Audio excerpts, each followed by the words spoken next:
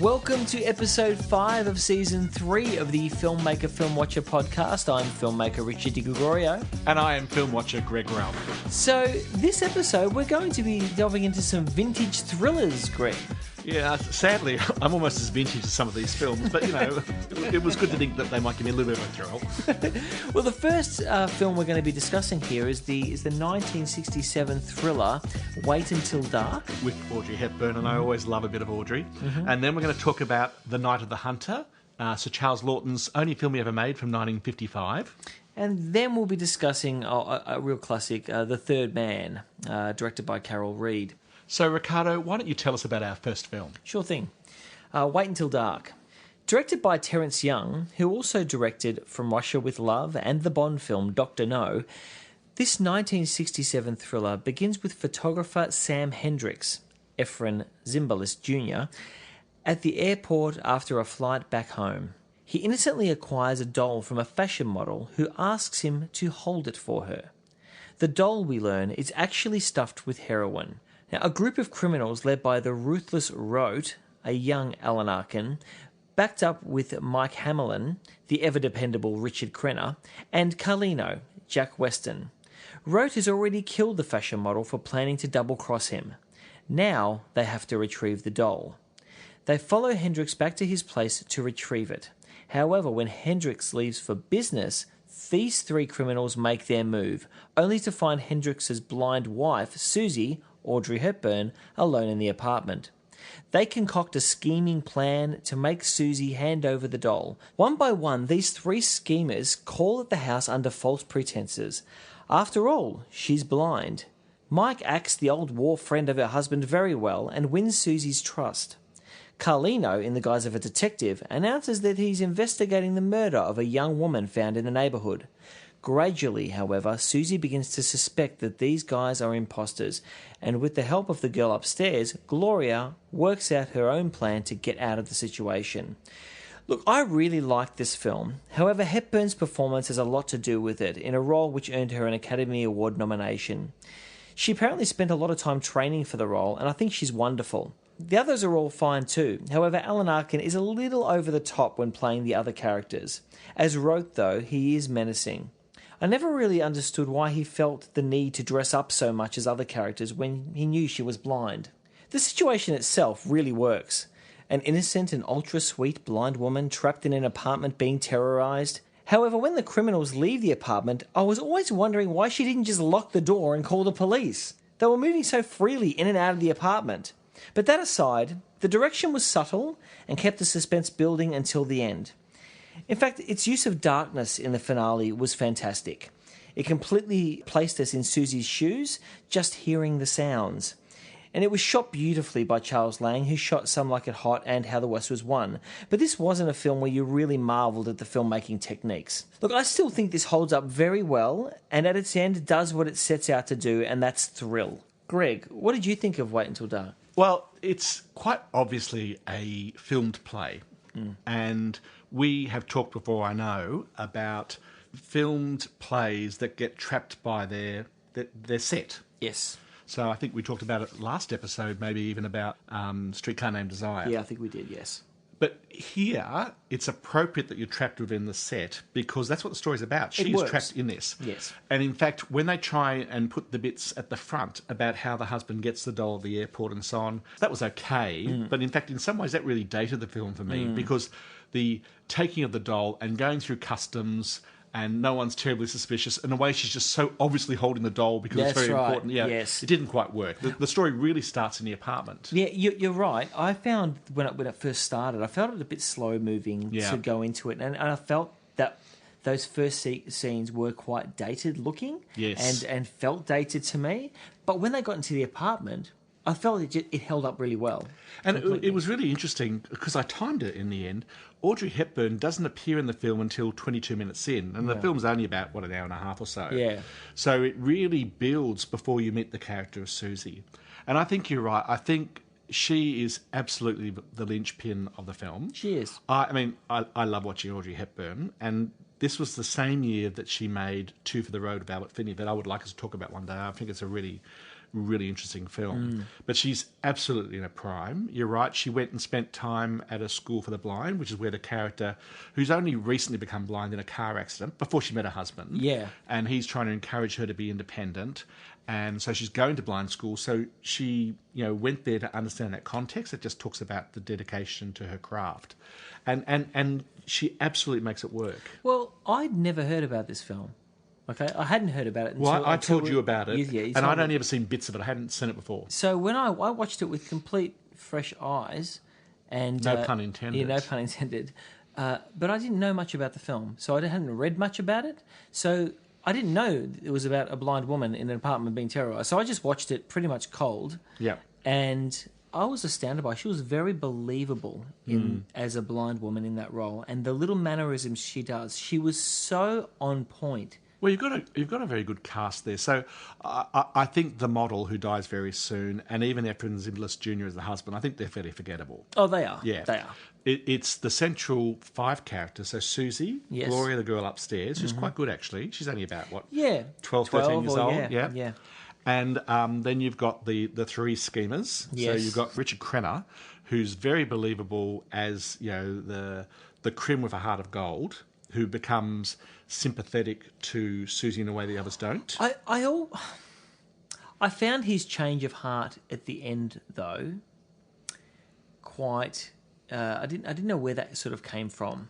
Well, I mean, it's there to sort of advance the plot, and I thought it was believable because what you've got is that he and is it Carlino, the fake policeman? Yes.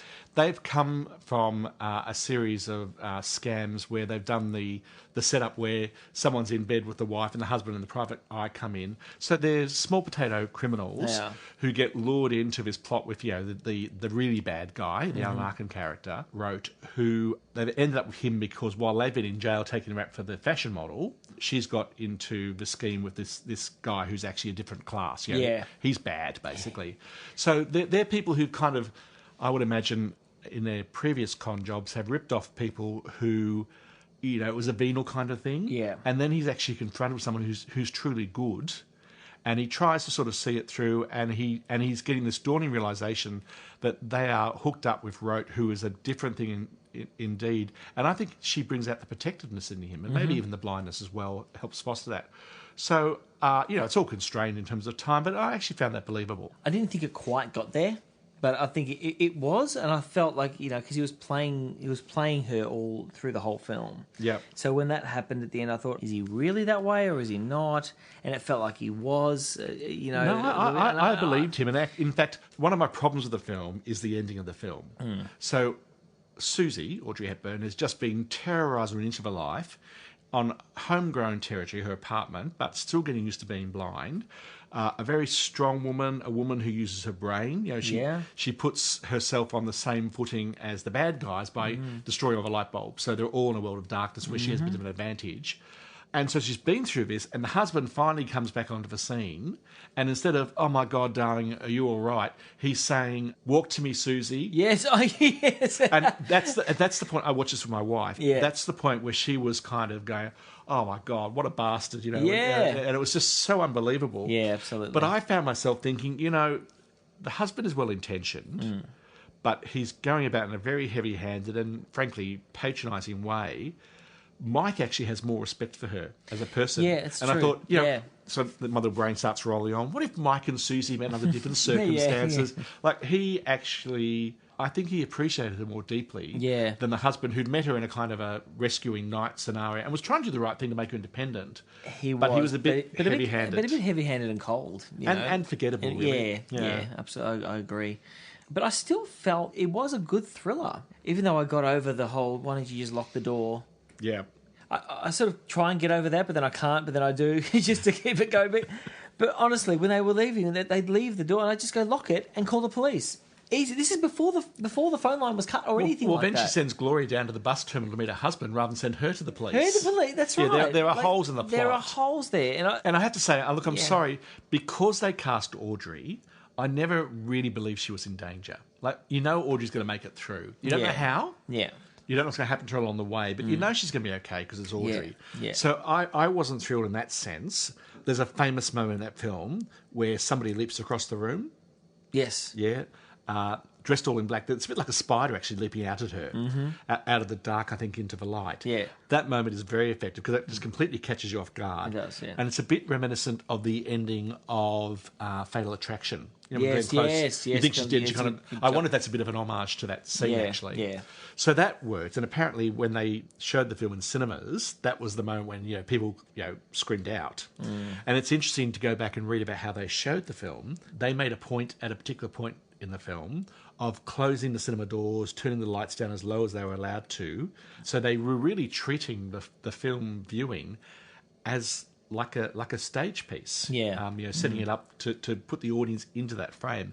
And it has data now, but it still works very well. And I can really see it working in the late 60s back in the cinema. And I loved seeing Alan Arkin younger. And I thought he was good. I thought he was, as wrote himself, he was Yes. very menacing. Yes. But as the other characters, maybe not so. You didn't know what he was going to do. You knew No. that Audrey was safe, and probably the little girl. But not But anyone else, including possibly the husband, was up for grabs. That was menacing. Yes. And when he was there, and it was between them two at the end, I just went, ah. I have to say, I guessed how he was going to restore the balance. So when she's gone around and broken all the light bulbs... Yes. And I don't want to spoil it, but I thought, I know what she's forgotten. Because they made a bit of that early in the film. It was in my mind, and I thought, I can see where this is going. Yeah. I was kind of chuffed that I got it right. Yeah. But at the same time, it was very clever because she thinks she's put her mastery over the landscape and put herself into an advantage. And all of a sudden, that all comes undone. And that's one of the really great things about the story, which, by the way, was written by the guy who wrote Dial M for Murder. Oh, right. Yeah, Okay. whose name was Frederick Knott. I think it's the only two things he ever really wrote, frankly. But he's good at the suspense. So the story's going along, and it's got a great motif that because she's blind, we get that Hitchcockian thing of we can see stuff that she doesn't know about. That's right. And how she's being set up. Yes. And then there are key moments when she suddenly realises something. Like the shoes coming down the stairs. The creaks in the shoes. The creaks in the shoes. Yeah. That was fantastic. And that really used sound and made you sort of warm to her feelings of what she's hearing and how that's her advantage. I think that's true, but what I was actually referring to is she sets something up with the girl, Gloria, to ring me. She starts to realise that there's a phone booth across the road and she suspects the policeman is part of the plot. So says to Gloria, tap on the pipes if after I get a phone call, someone steps out of that phone booth. Or rather, if someone comes out of the phone booth. And it happens, and she knows now he's part of the plot. That's But right. then it happens to her unexpectedly, and suddenly her whole understanding of who's what in the situation just falls right. apart. And you can see that moment happening. I mean, it's very well delivered. It is. So there's great moments in the film, and really there's a lot of great moments. The few holes aside, It does. You're right. It does take a while to warm up. it does. It took me a little while. But what are you going to give this? Well, I'm going to give this a 7. Mm-hmm. I didn't feel particularly thrilled throughout, and that was kind of my benchmark for all three of these films. We're looking at them as thrillers. So was I in that kind of state of apprehension? And by and large, I wasn't for her, and I suspected the criminals wouldn't come out of it very well. Yeah. So it took a while to warm up. I love the fact you've got actually two very strong female characters in the film, Audrey Hepburn and the girl Gloria. I agree. Who are, there's a lot of debate, as we know at the moment, about, whether women are kind of just romantic adjuncts. Yeah. Or are they strong, purposeful, have their own agency, and both these characters do. Well, we're going to be talking about a few other films in this episode as well, which I think have some very strong characters as well, female characters. So it's going to be interesting, but we'll get to that. I'm giving it a 7-2. Yep. I agree. I was thrilled by it. It's worth a watch, again. It was let down by the end, and I know there was a remake 15, 20 years ago with Catherine Ross. I'd be interested to watch the end of that, to see if they've updated the end to kind of take that out, because it really just clangs at the end. I think I know what they were trying to do. Yeah, I know what they're trying to do. doesn't- It just rang hollow. It does. And she's been so strong all the way through. And it's okay for her to fall in a heap in her husband's arms and say, oh my God, and him saying, oh, look, I'm really sorry you went through that, or I love you, or something. But he chooses that moment to say, and now it's time for you to be strong and independent. No, come on. Do you know what she's been going... Did Gloria tell you nothing? Oh, goodness me. I agree.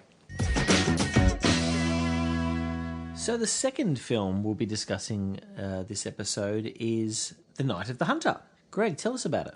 Okay. This 1955 black and white movie is the only one made by well-known actor Sir Charles Laughton, in part because he was discouraged by the initial reception of his then unusual film. Set in the Great Depression, it tells the story of self-styled preacher Harry Powell, Robert Mitchum, who has love and hate tattooed across his fingers, in the style later referenced by the 1980s film The Blues Brothers. This is no coincidence, as Harry Powell is also on a mission from God, with whom he has regular chats as he drives around the South, killing women for their money. Harry has a serious problem with female sexuality, to which he's both attracted and repelled, as evidenced by the clenching of his fists and the sudden popping up of his retractable knife that rips up through his pocket during a burlesque performance.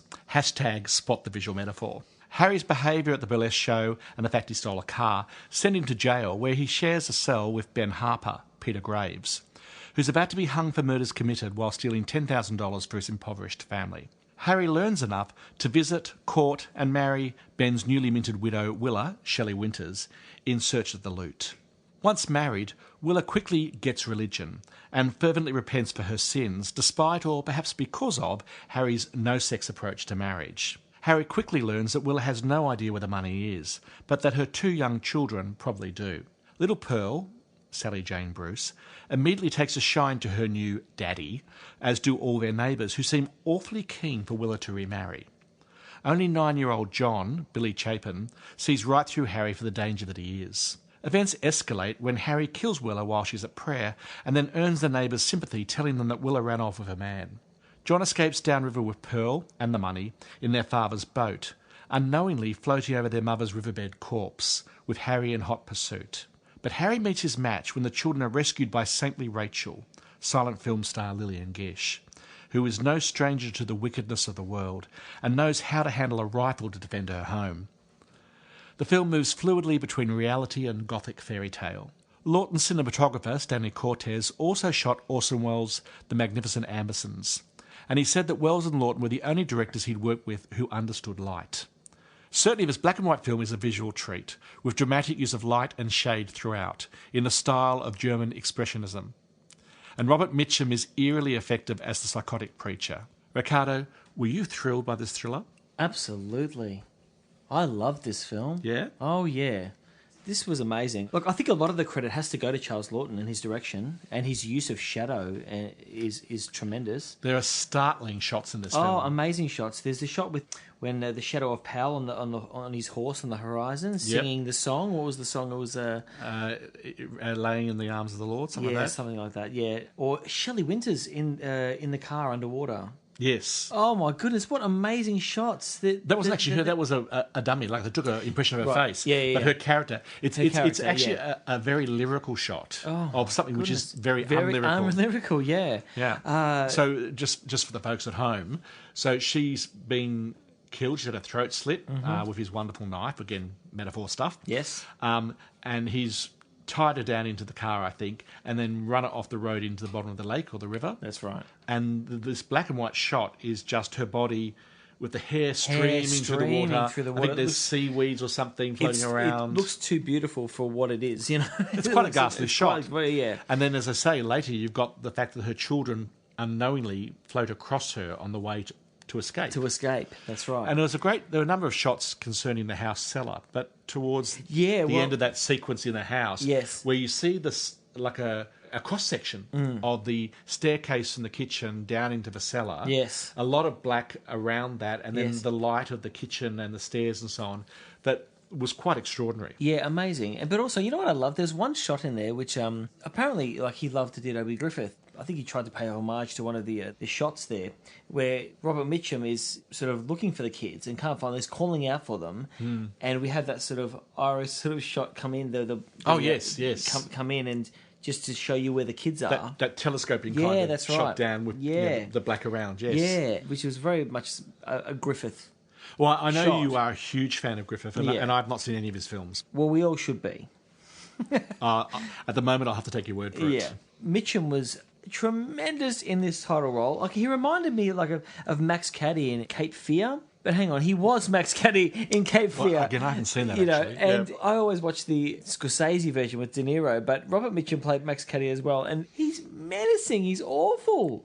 Well, I don't know if you know this, character. but he was under consideration to play Holly Martins in the next film we're going to discuss, The Third Man. Oh, wow. In 1949. He didn't get the part in the main because he'd had a scandal where he had marijuana, and so he was bad news. He was poisoned for a while. But in fact, that served him well here because he then, 6 years later, he's got the bad boy reputation. Yeah. So he's well cast as this guy who is not comfortable. No, he's a boss. I hadn't seen this film before, but I've been nagging you for a little while to see it because I wanted to see it. I'd seen the bit where he's riding along the hillside with the children, and I might have seen the Shelley Winters in the River scene. I'm not sure, but I knew it was a very theatrical kind of film, so I was quite keen to see it. But I wanted to do it in this context. But I've seen the love-hate on the Knuckles, not only just in the film you said Blues Brothers, that it's been used in so many films. But I suspect this was the first. Yeah. So it's quite a seminal film in this and way. he has that scene where he's explaining God and fight between good and evil, using his hands wrestling. Oh, he's phenomenal. And Lillian Gish, I must say, being a Griffith fan, yes, as you are, casting Lillian Gish, as Lawton is as well, but casting Lillian Gish in what a wonderful role. We talk about strong women, yes, and she has some of the best lines in the film. I really loved her character. She said a line there where she said, "I'm a strong tree with branches for many birds. I'm good for something in this old world, and I know it too." Oh, what a beautiful line. I found her occasionally a bit not quite real. Like her lines were so pious and devout and kind of just said sometimes to no one. And it didn't feel like prayer. It felt like almost clumsy exposition. I'm sorry. No. It's not her. It was the part. No, it's okay. Settle down. No, listen, I thought she was wonderful. But I thought... I did. Come on. I was moved by those lines. Oh, I'm sorry. At the end, they abide. The children, they abide. I was like, oh, what an ending. I really loved this film. I was really thrilled by it. I had a couple of problems with the film, I have to say. What are your problems? Not least the end of the film. But before I come to that, what I wanted to say was she shared one of the great moments in the film, Robert Mitchum. So she is sitting in silhouette on her balcony in the rocking chair, I think, with her rifle across her chest. Yep. And he's outside, circling the house, trying to get in. And then they both start singing a duet of that hymn. That's right. Leaning in the arms of the Lord, I think it is. Yeah. So he's singing it, and that's his kind of menacing motif. Oh, it's wonderful. And then she starts joining in singing the harmony. And so, you've got these people who actually represent good and evil, really. Yes. She's highly saintly. That's right. And he's an absolute hypocrite, wolf in sheep's clothing, and a dangerous, deluded man. And yet they're singing this hymn in harmony. In terms of both sight and sound, it's a brilliant moment. It is a great moment. He's there to kill. He's there. He will kill them. Yes, yes. And he has no compunctions, she has no morals. to stay awake. She has to be there for her family. Yep. Beautiful. For me, the film fell apart at the end. So for me, it was working really well up until that scene in the rocking chair, and then when he's in the house, suddenly pops up, and I think she takes a shot at him, and he whimpers and scarpers outside. That's right. Yeah. And then things went a bit weird for me. I felt like the story fell apart. So then she calls police and arrested. It felt a bit kind of like neat or rushed or something, rather than a really big confrontation between them. And then he gets arrested. Then everyone turns against him in the town, including the people who were so bug-eyed about him. And then there's a threat of a lynch mob. And then everyone is happily ever after. I kind of felt like the story was really building up, and you had that wonderful moment with the duet. Yes. And then when, the attack happens, but then I just felt like everything was really rushed towards the end. And I have a theory about this. I didn't feel that. Oh, I did. At all. And in fact, I thought it tied up really nicely with the kid when he... after all this time, the child's on the run from him. Yep. He will kill the child for the doll. The adults around him don't believe him. Amazing. We've just talked about 2 movies with a doll. Well, yeah, I know. I didn't want to point that out. One stuff with cash, but and they're the key to the mystery. Absolutely, that's right. But I was quite moved by the scene where the little boy's seen his dad get arrested. Yep. At the very beginning of the film. So I love that they. After all of this time, when he's running he doesn't like Robert Mitchum. He doesn't. You're not my dad. You're not my father. To see him be arrested by the police at the end, and he says, "Don't. I'll show you where the money is. I'll show you where the money is." He was crying out for that father figure. I thought that was really lovely. And I have to say that passed me by. Yeah. I didn't tune in, but as I struggled with the end. Here's my theory. I think there's two things going on that I think undermine it. The first is that the writing process for this film was, I wouldn't say it was troubled, but it wasn't smooth either. So the writer turned up, so it was a novel. He was commissioned to write the screenplay, which he did, and it was way, way, way too long. And I wonder if they cut something out at the end that would have maybe made it flow a bit better for the sake of the very powerful parts in the prior parts of the film. So I wonder if there was just something there that just didn't quite work, but in trying to get it shorter while remaining balanced, because for me it did feel very rushed. But the other, I've read a couple of things of people saying that yes, they thought the happy ending, or making it sort of more of a happy ending, sort of didn't suit the film itself. I didn't really have a problem with it. Even the lynch mob being led by Mrs. Spoon, Icy Spoon, the ice cream lady. She was so rabid, and we hadn't seen any real transformation of her. I mean, you kind of intuited it when she found out her friend had been killed, and she'd been so taken, and she'd gone from one extreme to the other. But that, to me, it was kind of almost comic, but it didn't quite work.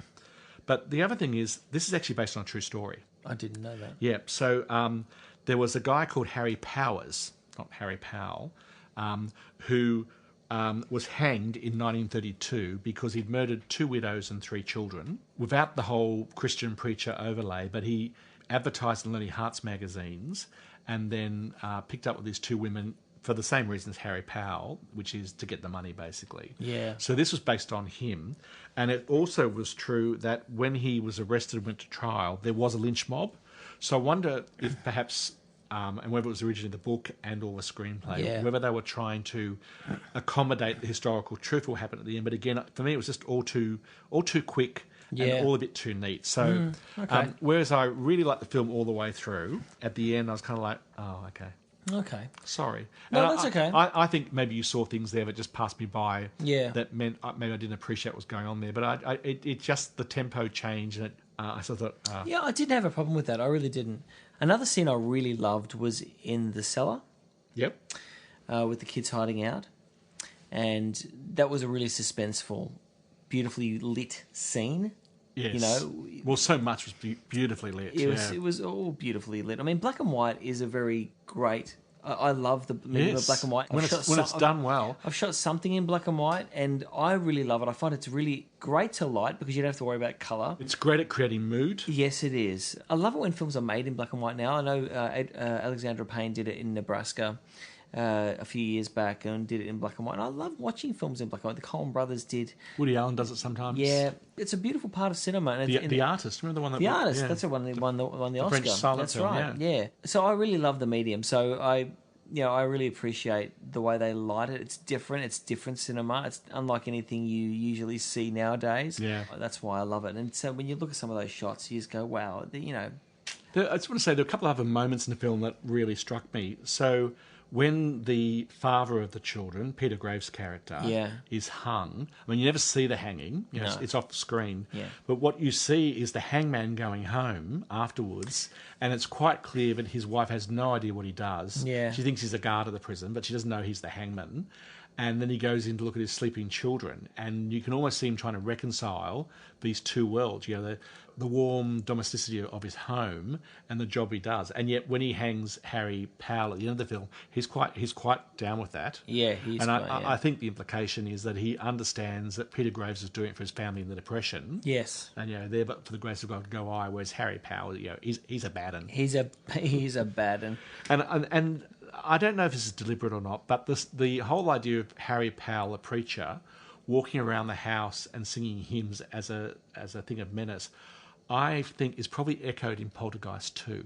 You ever seen that? Yes, I have seen Poltergeist. And there's that's a bloody creepy film as well. 1 and 2 are, 3 falls apart. Oh, yes, it does. 3 does. But there's the apart, preacher who was the ghost preacher. The one in the hat, the really creepy looking guy at the very beginning. Just not unlike Robert Mitchum's character, actually. Yeah, you're right. Who can't come into the house but circles the house in the daylight singing that song. I wonder if that's actually... That was Spielberg. The first one was. The second one, I think, maybe... No, it wasn't directed by Spielberg. Okay, but yeah. I wonder if that film was referencing back to this. If that's the case, I really quite like that. Yeah. And the other thing I just want to say about this film is it's really got quite a dark attitude about female sexuality and responses to that. So obviously, Harry has a serious problem. Yes. And is deeply conflicted about that, and, it probably drives him to his psychotic character.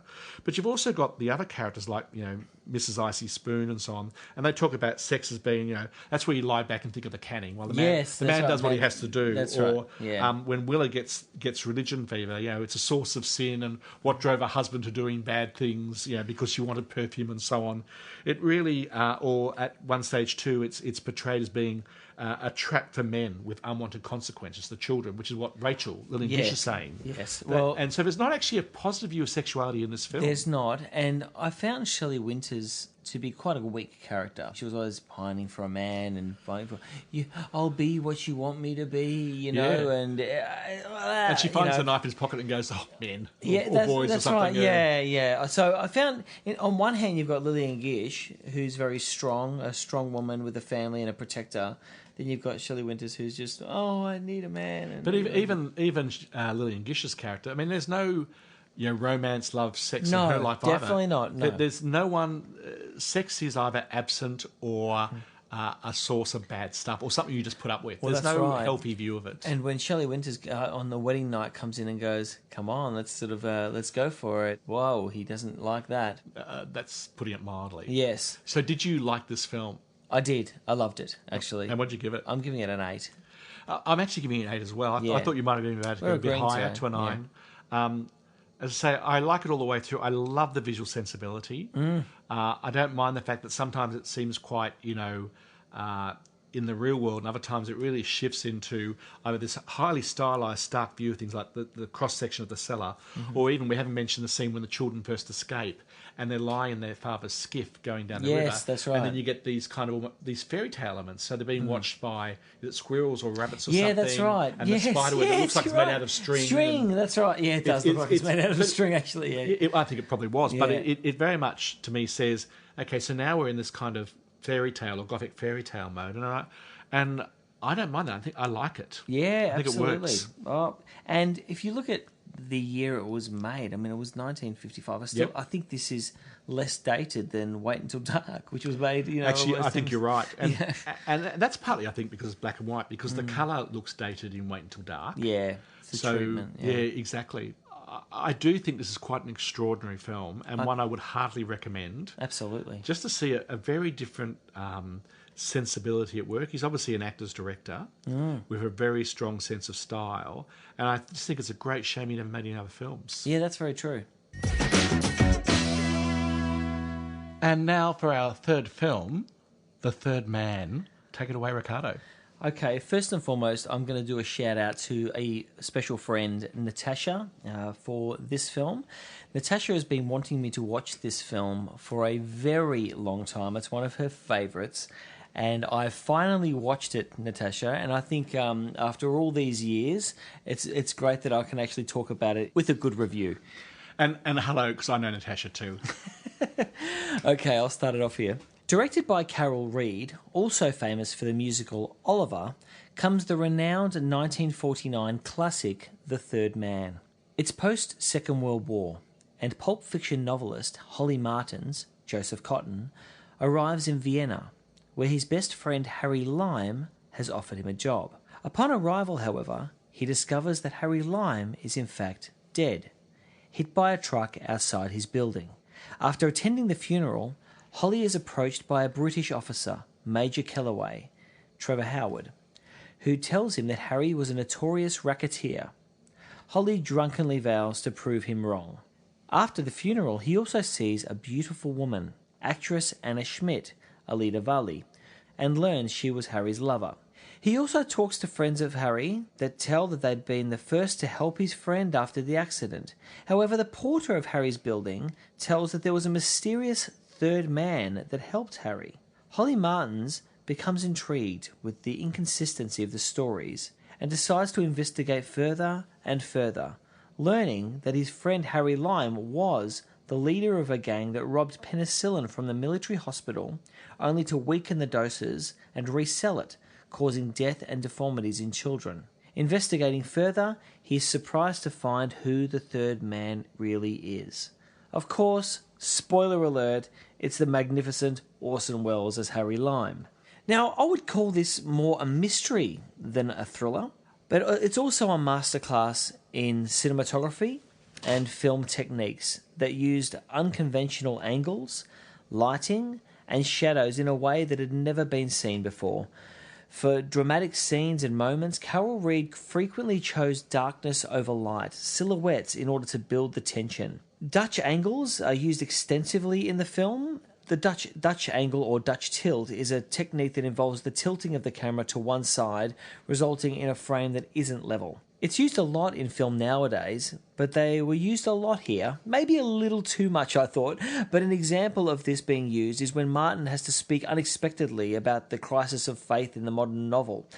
He knows nothing about the topic and is totally unprepared because he's spent all this time investigating Harry Lime. His point of view at this moment looks off balance, so the Dutch angle was used. But it's not just the camera. Lighting is used so expressively in the film. Now, I'm not going to go into every shot here, and there's many, but the most famous example of the film's use of lighting occurs when Martin first sees Harry Lime in the darkened doorway. It's a classic shot. As Holly Martin gets closer to the doorway, the above neighbour turns on a light, and Holly Martin glimpses Lime smiling slightly creepily. The camera is positioned slightly below Lime's eye level, which draws attention to the shadows out of which Lime briefly comes into being. And shadow is used so well in the film also to alarm or mislead. The only thing which really took me off guard throughout the film was the music. I expected the thriller music with strings, etc. However, what we got was something resembling Spanish guitar. It felt kind of odd, but different in a good way. I think I enjoyed Night of the Hunter more. The Third Man is a classic on levels that go beyond the enjoyment level nowadays. Cinema would be poorer without films like this. Greg, what are your thoughts? I cannot believe you didn't know about the music. No, I didn't. The zither. No. I had no idea I'm going to do this about the music. I'm doing this for the rest of the podcast, just like the film does, because it overuses it. Well, I found it quite odd, because I'm thinking there's some thrilling moments. There's some moments where you're going, oh, and then dang. And I was thinking, whoa, this is not. Is it comical? Is it a little bit? It just felt. Actually, there was one or two times, like during one of the chases, where it did feel a bit comic. Yeah. And at other times it did feel a bit jangly, which I thought was appropriate, but it's just way, way overused. Now, it served the film very well. I think it was first released in Britain. It was the first British film that really used shooting in outdoor exotic locations. So it was quite a big thing. And the music just really, really took off. And in fact, the music was so much a hit that by the time the film reached America, the music almost acted as an entree to the film, because people were hanging out to see the film the music came from. But I think it's overdone, and I think the Dutch angles are overdone as well. And they're my main complaints about the film. Well, I think it's a new technique, and being a new technique in using those sorts of angles, I think filmmakers can sometimes get a bit... Well, legend has it that after the film came out, that Carol Reed was given by two sets of people a spirit level. One was by his film crew, and the other was by director William Weil, who's actually his friend. Basically saying, okay, you don't quite understand what horizontal means. Yeah, but that scene there... I like those stories too. I think it was used in the right parts, but sometimes I thought, wow, it really didn't need it. Look, and I'm starting off with a negative, and I shouldn't, because there's so much to really like about this film. Yeah. It is a masterclass in lighting, as you say. It's also a masterclass. Like I got a bit over the Dutch angles, but there's so many interesting angles in the natural streetscapes, and even in the sewers. For the grand climax kind of scene, the big chase scene, where just because you're using such stark black and white film lighting. Oh, it's a very dark film. It is that, and it's deliberate. It's a dark landscape. It's a very morally bankrupt, ambiguous place immediately after the war, and where the winning superpowers, so America, Britain, Russia, and was it France, the fourth one? The four countries anyway. Kind of in a semi-uneasy coexistence. It's a very fragile world. So that makes sense. But the lighting of these angles of the streets and the buildings and the kind of the bridge things and so on, I think you could almost have done it without the Dutch angles because there's so much there, and then use it sparingly for the moments when you really want to suggest that things are off. So the one you mentioned where he's giving the lecture where he's totally unprepared, or in the first time you go into Harry's apartment is when I really first noticed it. And I have to say, it's not the film's fault, but the Dutch angle stuff has been pretty discredited ever since the 1960s Batman TV show, where whenever you were in the bad guy's lair, it was at an angle. And what I read when I was trying to read around this film a bit was that, I won't say this is absolutely true, but apparently each of the different bad guys had their own angle. Oh, right. So Catwoman's was that, Penguin's was that, and so on. Okay. So I like that. But so there were things where I kind of thought, I wish you'd kind of reined it in a bit more. And I didn't love this film. I liked it. I hadn't seen it before. The story was interesting. I think you're spot on. It's not a thriller, it's a mystery and a bit of a morality tale. Yeah. But its visual sensibility is just so splendid. But even the setting of Vienna, and it begins with a montage showing conditions in post-war Vienna. Early in the montage, you see a shot of Beethoven's statue. And then it cuts to these thugs in the street. It really puts into perspective this city of culture and crime. And a little reminiscent of the beginning of The Bicycle Thief as well. Yeah, absolutely. Same setting, same time. Yeah, I agree. But then even other little moments, which you don't really notice, but when Holly was just walking in the street and he walks under a ladder. Oh, did he? Oh, yes, he walks under a ladder, and I went, of course, this is so reminiscent. What's going to happen here? It's because it's bad luck. I did like the different responses to his books. Yes. So there was the working class soldier, if you like, played by Bernard Lee, who was the first M in James Bond films. Right, okay. He loved it. He was a great fan, and he was the one who recommended him to the Wilfred Hyde White character to do the lecture. And I always like watching Wilfred Hyde White. He's so good at that kind of character, the slightly vague, very British kind of guy. And he's persuaded, knowing nothing about these novels, and think he's a very different kind of novelist. Then you've got the Major, the Trevor Howard character, and he's always great, Trevor Howard. Yeah. And he is saying, I've never read them. And then he reads one and says, okay, there's something there. And the first of Harry Lime's associates meets him at a cafe carrying a copy of his book. And it's kind of almost a nice running gag through the film. I really loved the scene with Harry Lime and Holly Martins when they... On the Ferris wheel? On the Ferris wheel. Yeah. It was a great scene because Orson Welles played it so well. I didn't know whether he was going to push him off or not. The implication was quite clear he was about to. He was about to. Until he said that he told the police that they dug up his grave. Yeah. So he thought his friend was the only way they would know he's alive, and he's quite clearly going to push him out. Yes. And then when he realises that actually that'll achieve nothing, then he relaxes. For this guy he's supposed to really love from school days. What it shows is what war does to you. Yes. And that element of survival after the war. Yes. He became an evil man. In what he was doing. And when Holly Martin sees what the kids are, he's about to give up. Yeah. And then he sees what the implications of what he's done. He can't. And the Trevor Howard character is quite beautifully done because at first he's in that glorious long black leather coat that just shone in the black and white footage, with the lighting and so on. But he's, a guy who buys him a drink, and then you feel like he's got an agenda, and then you feel like he's being almost the bureaucrat, and then you start to understand what's driving him, which is the immorality of what's going on, but he's not trying to draw the Joseph Cotton character in, Holly Martins. He kind of leaves him alone. I think he almost respects that friendship, but then when the moment of truth arrives, he takes him to the hospital, as you say, and he shows him the truth. And meanwhile, you think Harry Lime is his hard-done-by friend who was run over, maybe murdered, and then you start to realise who he is. That's right. Those transitions of the two characters, where you think one's the good guy and one's not quite a bad guy, but kind of the unimaginative blocker, they become quite different characters as you understand more about them. But it's never done as a ta-da kind of moment, except for the hospital scene. It's something that reveals itself across the course of the film for both of them. What were your thoughts of the Anna Schmidt character? I thought she was okay. She was necessary to the plot. I think Holly Martins fell for her a bit quickly. I think she fell for him a bit quickly while still remaining loyal to Harry Lime. I didn't see that much of her falling for him that much. Because I know he fell for her, obviously. Yes. I thought she always still loved Harry Lime and was completely attached to him. And so I never really thought that she was that into Actually, I Holly misspoke. Martins. I think, she liked him because he was Harry's friend. Yes, that's right. and because he was sympathetic. Actually, I think I completely misspoke just then. I think really she maintains her dignity. She maintains her morality, which is a bit of an odd morality, given that the man she loves is this very morally dubious character. That's right. A completely self-serving and, what works kind of character. I didn't really warm to her, I have to say. No, I didn't either. And I found the ending of the film, and I don't want to actually say what it was, but the ending of the film gives you a very clear direction of one kind of ending. Apparently that was a bit of a controversy amongst the team. Right. Should they go for a happy ending or a sad ending? I won't say what they went for. Yeah. They all felt in the end it was the right ending, but I actually would have preferred an ambiguous ending.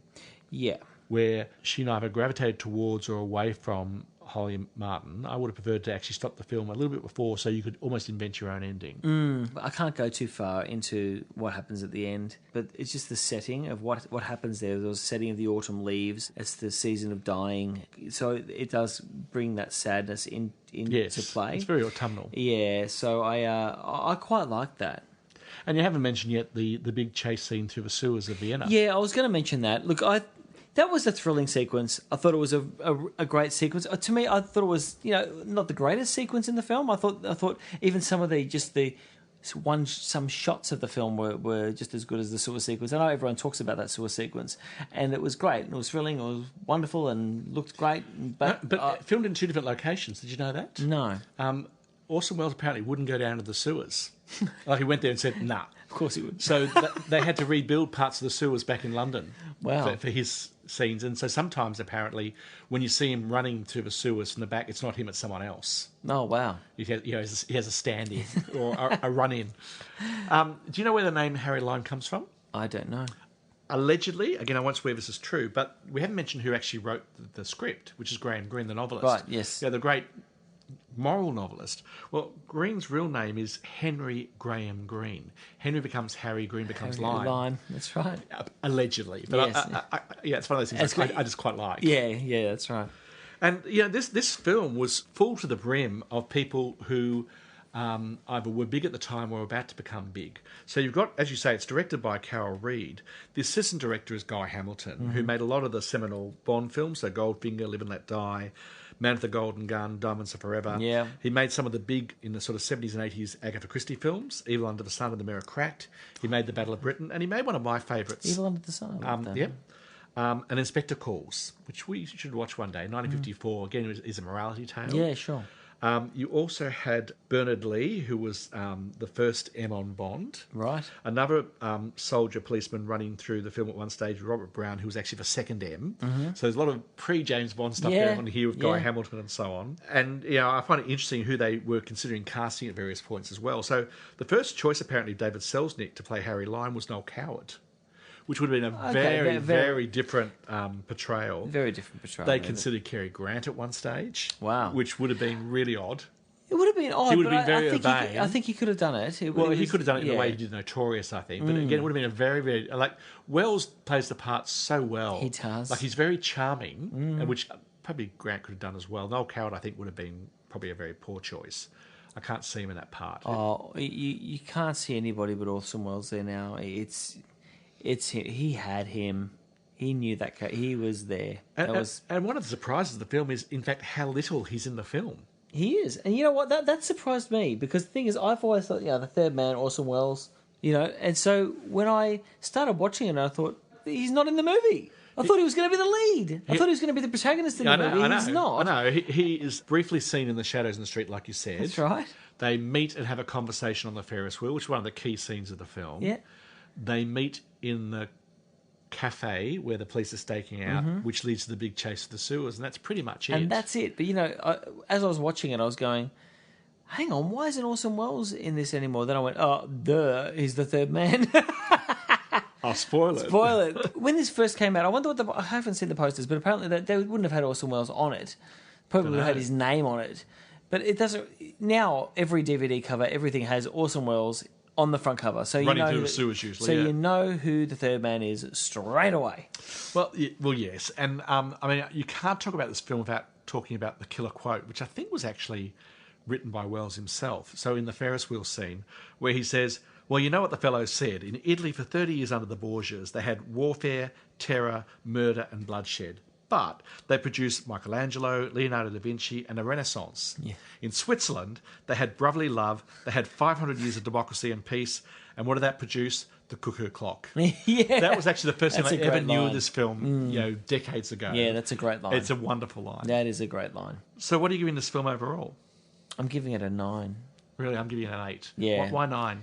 In terms of what it's done for cinema, the filmic techniques and what they did at that time, like I said in the earlier intro, it doesn't really matter with films like this, like Griffith's Intolerance, like Birth of a Nation. Some films, you can watch today and say, well, it's not as great as probably what it was back then. It's fine for its time, you know what I mean? Yeah. But what it did for cinema is what you've got to look at with these films. And I mean, I think The Third Man is a lot better than that. I think it's easier to watch than Birth of a Nation or Intolerance. You really need to sit down and watch them and stay with them. But I will watch The Third Man again because I think I'll enjoy it. I think I'll see more and more every time I watch it. It's one of those films. Okay. I think I'll get into it a lot more. When I was thinking about these thrillers overall, and what makes them a thriller, one of the key elements is you have to care about the characters. So you have to care about Audrey Hepburn and the Gloria character. You don't care about the husband, but you have to care about those two. And believe that they are genuinely in danger, which I had a problem with for Audrey Hepburn, as I said. Yeah. For The Night of the Hunter, you cared about the kids. Yes. I think you do care about the Lillian Gish character and even some of the children like Ruby in her charge, the teenage girl. And you can believe that anyone is up for grabs with Robert Mitchum. Yes. And he's a dangerous character. Now, I think you're right. This is not a thriller. It's a mystery kind of film. My problem with this film, apart from the overuse of the Dutch angles and the zither music, is I didn't actually care about the characters. Yeah. They were great performances. It's a really great story. As you say, technically brilliant in terms of the ground it broke and just the general visual sensibility of the film, but I didn't actually care about anybody. And that's the reason I give it a 9, okay? I found not much connection there with the characters as well. I think that's why I enjoyed Night of the Hunter more, because I didn't really care for the characters as much as what I thought I would. The character, in fact, I'm most engaged with was the Trevor Howard character, the Major, I think it was. Yes, yeah. But I didn't I wasn't care about him either. emotionally connected, okay? Well, not like I was in Night of the Hunter, where I was emotionally connected and I with think those I characters. need that to get up to the 9s and 10s. Oh, well, the nine, like I said, is completely for technique, and I think there's something to be said for that. So that concludes our Vintage Thrillers episode. I must say, I really enjoyed this one. And I'm really pleased that both of us got to watch The Night of the Hunter, but that my sense of it was confirmed by how much you enjoyed it too. I'm really quite chuffed about that. Yeah, and I hope our review of The Third Man was great for you, Natasha. Yes. Now, moving right along, and knowing that Natasha herself is a bit of a foodie, our next episode is called Foodie's Paradise. That's right. We're going to start with the 1987 film from Denmark, I think it is, Babette's Feast. Yeah, then we're going to be looking at the 1992 film Like Water for Chocolate. And then we're going to also finally do Big Night, a 1996 American film. Mm-hmm. And what these films all have in common, as we understand it, it's all about food and the central role that the creation and enjoyment of food plays in relationships, families, communities, and so on. So, we'll try to do that episode about our tummies rumbling. We'll have a feast before the next episode, and we'll get all inspired by food, so we can talk about it in such a luxurious way. So eat well in preparation for next time. Look behind the creaking door from this time, and we'll catch you next time. Enjoy.